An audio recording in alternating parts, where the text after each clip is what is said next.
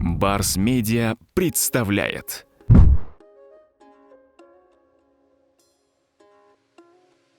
Госипотечная компания работает уже 5 лет. С момента начала работы на цели госипотечного финансирования, получается, на ипотечные кредиты выдали более 5,5 миллиардов сомов. И это более, около 4700-800 уже семей получили кредиты, ипотечные кредиты, и смогли решить свои жилищные проблемы.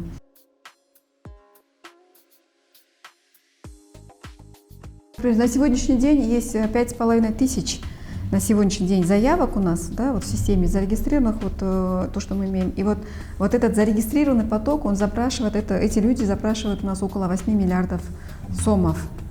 На сегодняшний день мы не в состоянии удовлетворить весь их спрос полностью, единоразово, всем одновременно выдать эти 8,5 миллиардов сомов, к сожалению. Но мы над этим работаем. Мы работаем сейчас тесно с донором международным, потому что мы хотим, основная проблема госипотечной компании – это нехватка ресурсов, надо сразу говорить. И поскольку бюджет не способен нам эти деньги выдать, мы в целом взяли упор на привлечение долгосрочных льготных ресурсов от международных доноров. Мы хотим набрать, пул, таких долгосрочных денег и уже чтобы быть в состоянии на бесперебойной основе обеспечить потребность населения. Кроме того, одним из основных моментов деятельности госипотечной компании это является выпуск ипотечных ценных бумаг. Это тоже достаточно хороший привлекательный механизм для привлечения денег через частных и госинвесторов, тоже через выпуск и размещение государственных ипотечных облигаций. Первая эмиссия была нами успешно выпущена и уже погашена. Сейчас мы работаем над запуском второй. Там есть некоторые моменты, которые нам надо решить, отработать, и мы над этим работаем. Я надеюсь, как только будут новости, мы сможем об этом дать подробную информацию. В целом, госипотечная компания, надо сказать, работает по двум основным направлениям. Изначально госипотечная компания брала больший упор на обеспечение решения жилищного вопроса работников бюджетной сферы. Для них были предусмотрены льготные ипотечные кредиты, то есть ставки достаточно низкие по сравнению с рынком. И если начиная компания в начале своей деятельности выдавала кредиты под 14% годовых, то на сегодняшний день эти ставки спущены до 6%. То есть они начинаются от 6, 7, 8% годовых, в зависимости от первоначального взноса. То есть если приобретая недвижимость, работник бюджетной сферы 30% от стоимости недвижимости вкладывает от себя, он получает кредит под 6% годовых. Если 20% взнос его идет от себя, это 20%, он получит под 8%, под 7%. И если он вкладывает 10, тогда получается под 8% годовых. Срок кредитования до 15 лет, только в национальной валюте выдается, валютный риск исключен. В залог берется приобретенная недвижимость, тот дом, который он покупает, он его же выставляет в залог. Есть хорошая возможность при отсутствии первоначального взноса можно предложить другую недвижимость дополнительно, допустим, родственника или. Это тоже большая помощь. И плюс хорошим преимуществом этих кредитов является то, что в целом по всем программам госипотечной компании, по всем кредитам не взимается комиссия ни при выдаче кредита, ни за досрочное погашение. И это очень удобно, поскольку если у человека появятся деньги, он продаст скот, машину или еще что-то, откуда-то деньги, то можно закрыть задолженность и уменьшать ее и быстрее погасить в целом кредит.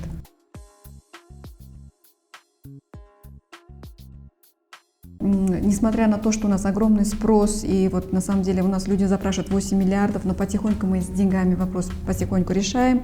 На сегодняшний день мы активно выдаем кредиты в регионах за счет помощи немецкого банка развития КФW, немецкого правительства через немецкий банк развития. Эти кредиты выдаются в основном работникам частной сферы, но я хочу подчеркнуть, что работники бюджетной сферы тоже могут при желании обратиться и получить эти кредиты. По этой линии у нас работают 3 банка, то есть эти кредиты можно получить в 3 банках, это КИСБ, РСК и АКБ Кыргызстан, во всех региональных подразделениях, кроме городов Бишкек и Ош.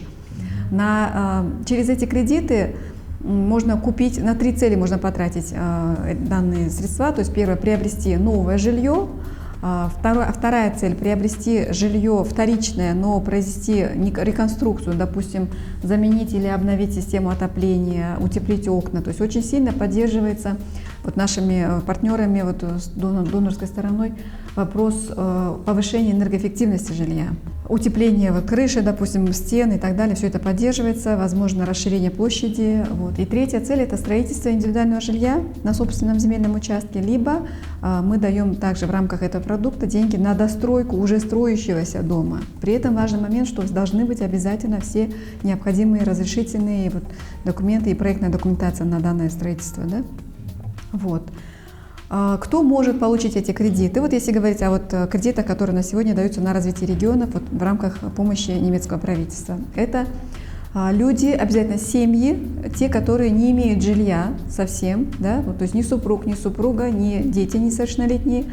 Кроме того, у них не должно быть сделок за последние 3 года с недвижимостью. Эта информация проверяется через Тундук и через базу данных. У них должна быть достаточная платежеспособность, то есть они должны быть в состоянии оплачивать ежемесячный взнос по кредиту. Кроме того, кредитная история важна нам обязательно. И вот есть возрастные ограничения от 21 года до 65 лет на момент окончания срока кредита.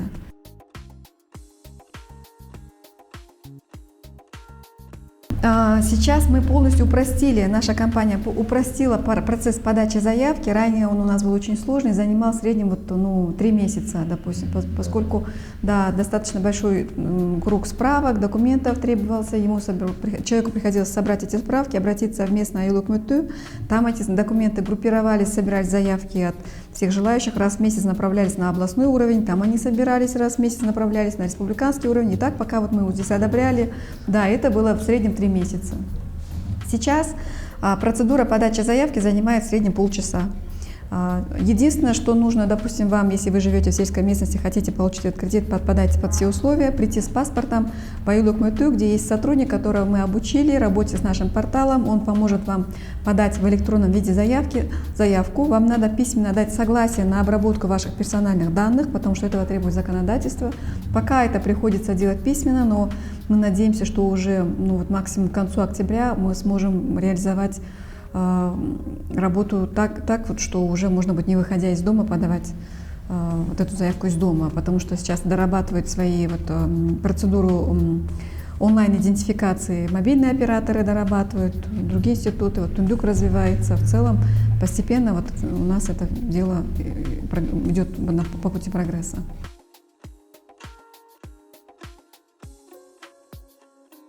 Только гражданам КР. Например, если у него двойное гражданство, например, Россия и Казахстан. Нам важно, где он работает, нам важен опыт работы. То есть мы отслеживаем обязательно опыт работы, проверяем соответствующие данные. Нам важно, жилье должно приобретаться, и кредит выдается где, как, кому, да. Вы, допустим, если живете, скажем, давайте возьмем отдельный регион, скажем, город Узген, да, в Ужской области, вы должны жить, скажем, в этом районе, да, и вы жилье сможете приобрести в радиусе 60 километров от этого места. То есть, если живя в Узгене, допустим, или в Нарыне, вы не сможете купить жилье в Бишкеке. Этот важный момент, и нам важно, чтобы вы работали минимум 1 год на последнем месте работы. Минимум 1 год. В целом минимальный стаж мы требуем, либо минимум 3 года в целом общий стаж, либо год на последнем месте работы. Такие требования тоже выдвигаются. При этом, если вы частный предприниматель, вы подтверждаете свою деятельность патентом и другими документами по бизнесу. Хороший момент, что учитывается совокупные доходы семьи. Вы, супруга ваша, допустим, если родители пенсию получают, тоже можно взять в учет. То есть в целом учитываются доходы семьи, расходы семьи. Исходя из этого, банки проводят свою аналитику и принимают решение. Банки принимают решение о том, какую сумму вам выдать ли, подходите ли вы по всем параметрам и так далее.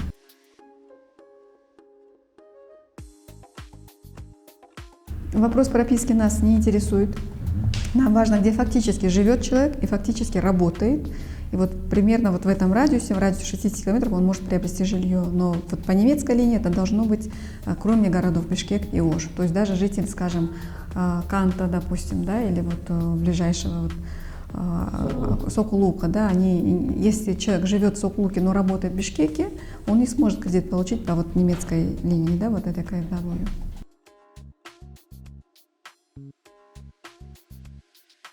Да, учитывается общий доход семьи, и при этом немецкая сторона выдвигает требования, их обязательным условием выступает то, чтобы эти кредиты получали семьи с низким уровнем доходов, проживающие в малых городах или сельской местности.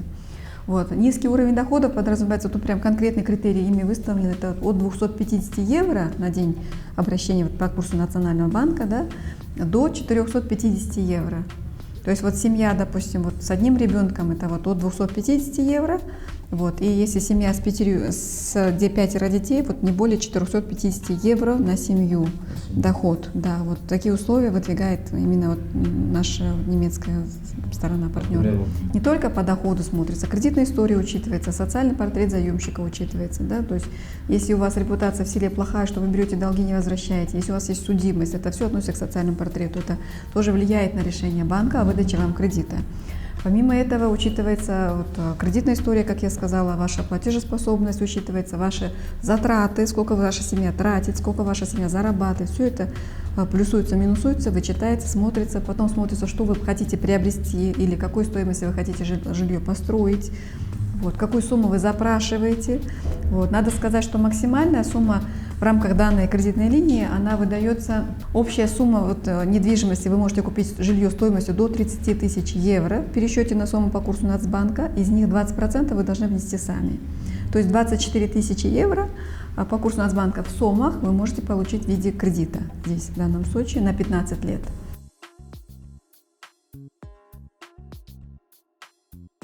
Фактор рассмотрения, он немножко субъективный. Во-первых, он зависит от того, как быстро вы принесете документы, которые запрашивает вас банк, как быстро банк рассмотрит вашу заявку, выйдет, посмотрит ваше жилье, документы, юридическая экспертиза, оценка домов. То есть в каждом банке по-разному, но мы просим наших банков-партнеров, чтобы они рассматривали как можно быстрее. Но тут он зависит как от клиента, так и от банка в целом. А деньги, они в наличии, в ресурсе. Примерно сроки не можете, да, месяц, например? Нет, меньше месяца должно занимать. Да, я думаю, что 2-3 недели.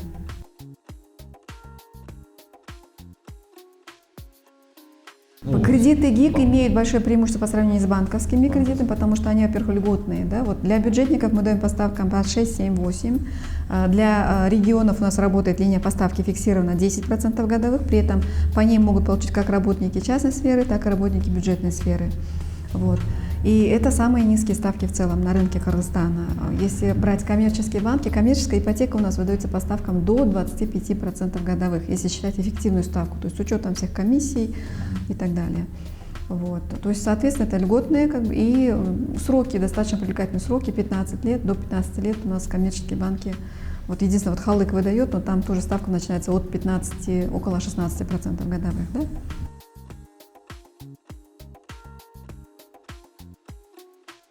Ну вот, насколько я могу, я вам назвала конкретные цифры. 5500 человек на сегодняшний день у нас имеются заявки, при этом заявки поступают в день тоже вот от 30, 70, 100 иногда, да, вот у нас ежедневно поступает регистрация, идет в нашем портале, потому что сейчас полный электронный процесс подачи заявки, регистрации.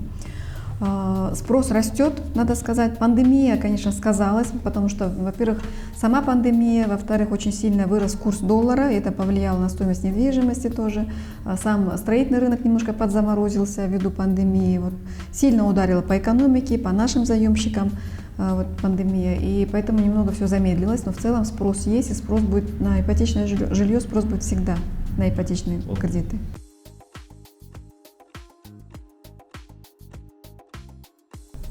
Так, давайте, вопрос надо смотреть с двух сторон. Да? Во-первых, риски нашей компании, если, допустим, да, у нас весь кредитный риск, то есть риск невозврата кредита, берет на себя коммерческий банк. То есть вы попадаете в список, подаете документы, попадаете в список участников программы госипотечного финансирования, мы направляем списки банкам или на сайте они имеют доступ к этим сайтам, к спискам. Вы собираете первоначальный взнос, находите жилье, которое хотите купить. Единственное, мы просим не отдавать задаток по возможности, потому что нет гарантии, что вы получите кредит, никто такой гарантии не дает. Вот. Далее вы обращаетесь в банк. Вот. Банк рассматривает ваши доходы, платежеспособность, кредитную историю, все в совокупности, принимает решение. И банк не берет на себя кредитный риск. То есть если человек, который получил по программе госипотечного финансирования кредит, не возвращает, то банк возвращает ГИКу стоимость вот этого, оставшуюся часть задолженности, и далее продолжает процедуру погашения кредита, уже непосредственно работу с самим заемщиком. То есть это может быть через залог или как, вот, то есть идет своя работа там. Вот. И это на самом деле очень, скажем так, устойчивая и для экономики Кыргызстана, и в целом она такая вот важная и правильная схема организации работы. Я отмечу, почему во многом часто компанию ГИК обвиняют, что она просто посредник, 4% накинула и сидит, ничего не делает, ну разные вещи говорят.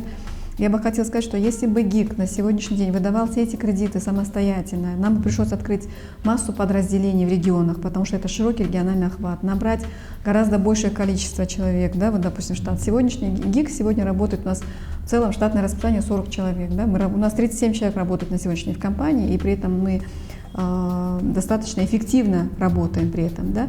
Вот, 4%, вот мы бы, если бы ГИК выдавал эти кредиты напрямую, то ставка 6, она была бы практически невозможна, да. Конечная ставка 6, потому что процесс бы удорожался за счет аренды помещения, может быть, и так далее, любых административных и прочих расходов ежедневных, да, то есть это телефонная связь, выезды, аренда, зарплата, сотрудники, помещения и так далее.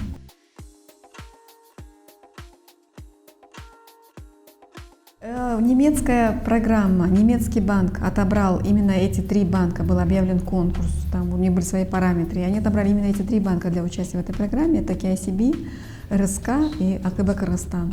Поэтому для получения этих кредитов по 10% годовых вы можете обратиться именно в эти 3 банка, в любое региональное подразделение.